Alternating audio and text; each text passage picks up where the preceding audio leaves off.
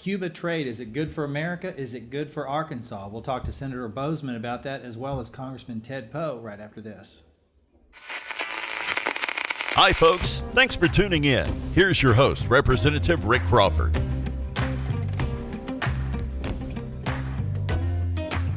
And we are back, and I'm pleased to be joined by our friend and colleague, the senior senator from... Senior citizen. You're not a senior citizen. Senior senator from Arkansas. We're pleased to have you, John Boozman.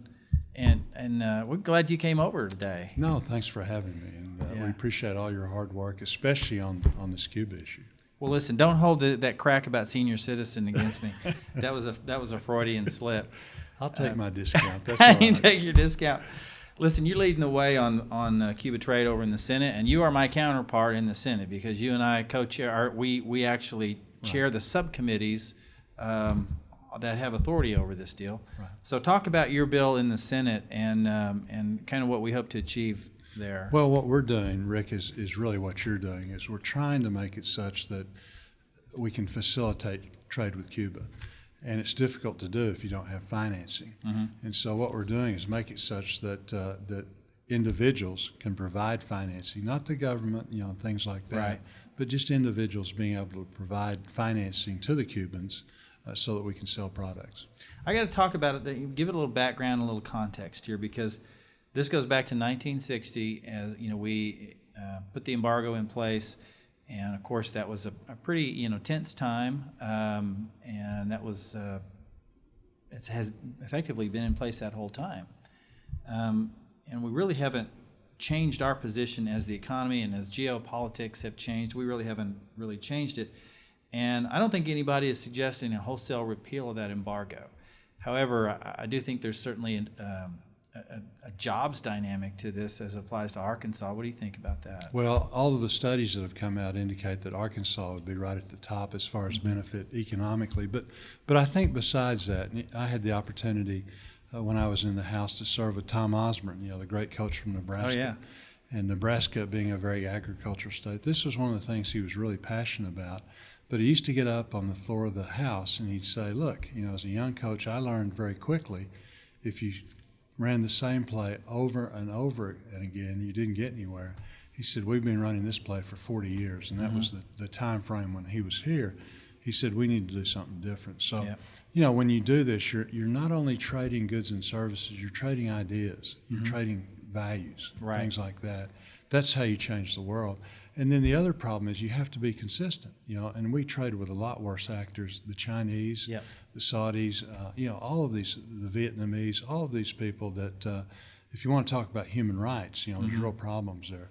But again, this is how you change the world. That's a good point, and I've made that argument consistently, even as a farm broadcaster before I ever got into running for Congress or even considering running for Congress. This has been a big issue for Arkansas producers. Two things we do very well in Arkansas. One is grow rice, the other is poultry production. Right.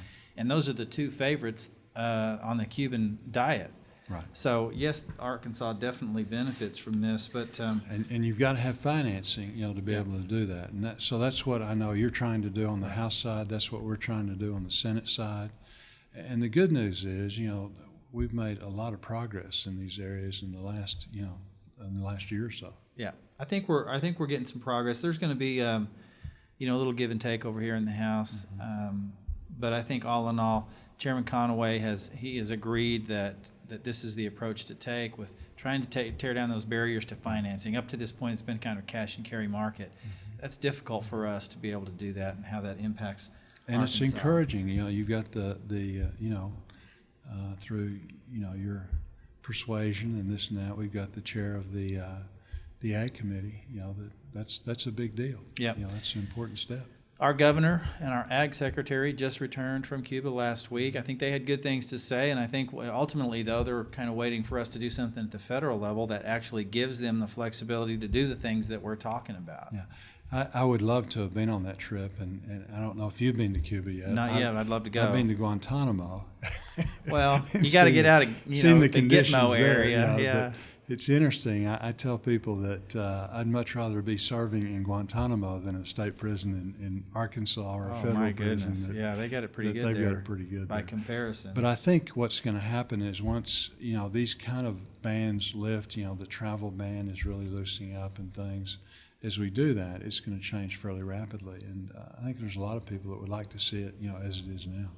One of the things that I don't think people really understand is, number one, that we're going to have to play catch-up ball in a pretty big way, because the European countries and Canada have been involved in Cuba for quite some time, and they've made investment there. So Cuba is not, just this sort of static economy that nothing's going on, and we're really the only ones not playing there. Right. And again, that's especially true in agriculture. They've got their markets, and the good news is that Arkansas, the rest of the country, the United States, the quality of our products, the safety factor is so good, compared to the rest of the world. I tell you another thing that I think makes our products very attractive. 70% of Cuba's rice comes to them from Vietnam. It takes about 36 days for them to get a rice shipment, whereas they could get it from the United States in 36 hours. Right. So there's certainly a value proposition there that has to be considered. And again, I think, comparing the Vietnamese rice with our rice, the quality issues, how it arrives after that 36 days, the waste and stuff really is a factor. We just need to be able to compete. Absolutely. We can do it. Final thoughts from good you for on... us, good for the Cuban public. Absolutely. This was punitive action. It was designed to hurt the regime, but ultimately over this 50-plus years, it's really kind of hurting our own producers. There are some folks that, you mentioned this, the human rights violations and so on. But really, do you see this having any effect in today's economy as it applies to the regime, or are we more punitive to our own producers and to the citizens of Cuba? Well, again, as I said, we've been doing, a certain system, a certain play, for a long time. It hasn't worked. I believe that you work, again, through personal relationships. Trade is one of those things that really does break down barriers. The Cuban people, it's not like the Cuban people don't know anybody in the United States. I don't know what the percentage is, but we have so many Cuban families here. There's money flowing over there from these families. The connection is so great.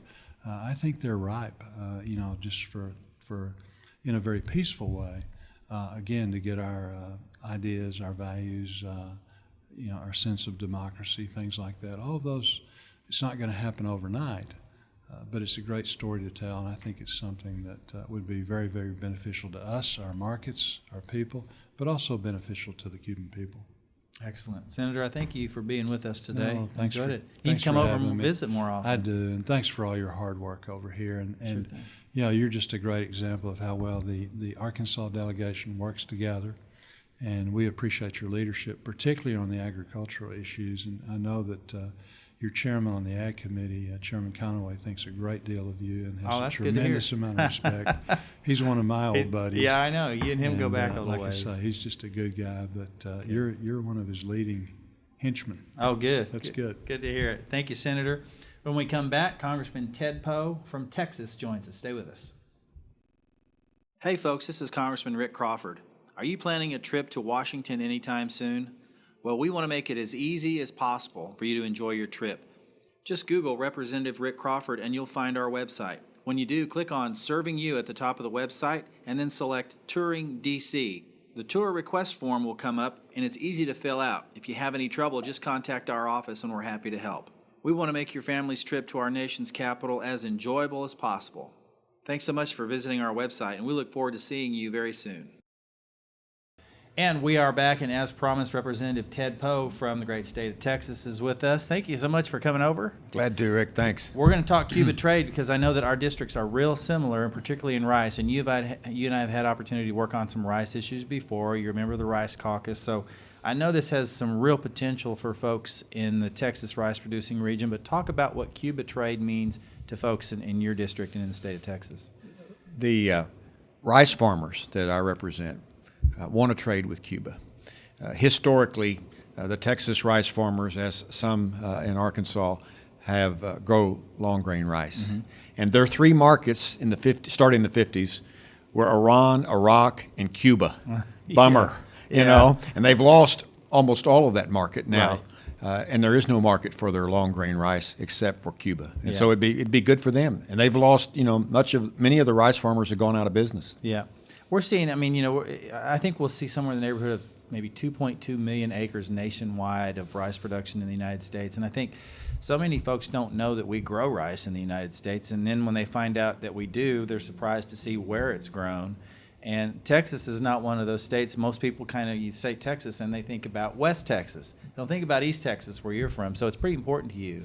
It is. Rice farming is critical to the area. The land is perfect. Lots of rain, lots of water, and so they have been doing a better job rice farming. When I started Congress, I thought rice came in a box. Okay, so I've learned a lot. It is the hardest agricultural product, I think, to grow. Yeah, I'd have to agree. And they've lost business on this, but they also have improved. They're using less water, and they're getting more rice per acre, more so than ever before. They have an abundance of rice. They want to sell it abroad. Yeah, we do. And I mean, we really need to level the playing field so our U.S. producers can get in there.